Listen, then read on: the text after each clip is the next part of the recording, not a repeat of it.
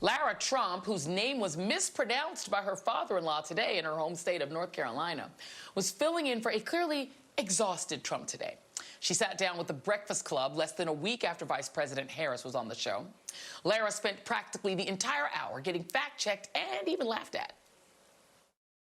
But had Biden drilled more than Trump? I don't believe that's true. Yeah, that's a fact.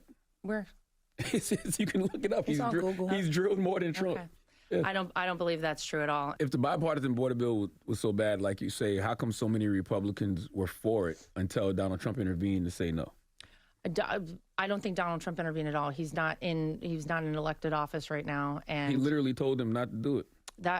I don't think that's true. But I also What do you mean? His policies, especially towards women, they absolutely take away rights from women. What do you think about that? How's that? What do you mean? Which rights? Reproductive freedoms, a major issue in this election, which is co-chair of the Republican National Committee, you should very well know. Lara was also asked about Trump's long and well-documented history of racism. A lot of people feel that Trump is racist. And what do you say to that? You know, in 73, of course, it was when he got sued for not renting to African Americans. In 89, when he took out the ad in the paper. And I mean, even saying Obama wasn't born here and show his birth certificate. And there's numerous things. So what do you say to that? I will say I've never seen this man say a racist thing. I think the attacks are fairly... Why is that funny, Charlamagne? I'm just like, it's hysterical. But I mean, But no, Charlamagne, people act like there's no such thing as Google.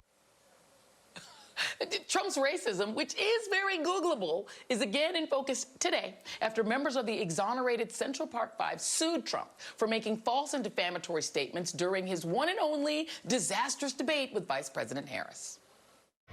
The Central Park Five, they admitted, they said, they pled guilty. And I said, well, if they pled guilty, they badly hurt a person, killed a person ultimately. And if they pled guilty, then they pled, we're not guilty.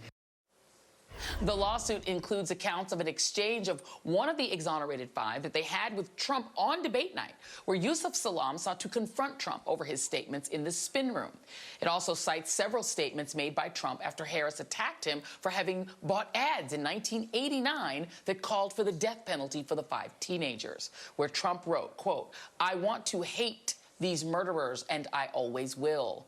I am not looking to psychoanalyze or understand them. I am looking to punish them."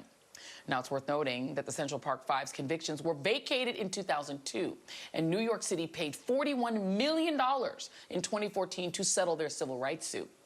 Meanwhile, a New York jury this year found Trump liable for the sexual abuse and defamation of E. Jean Carroll, an adjudicated assault that took place just 5 years after the Central Park Five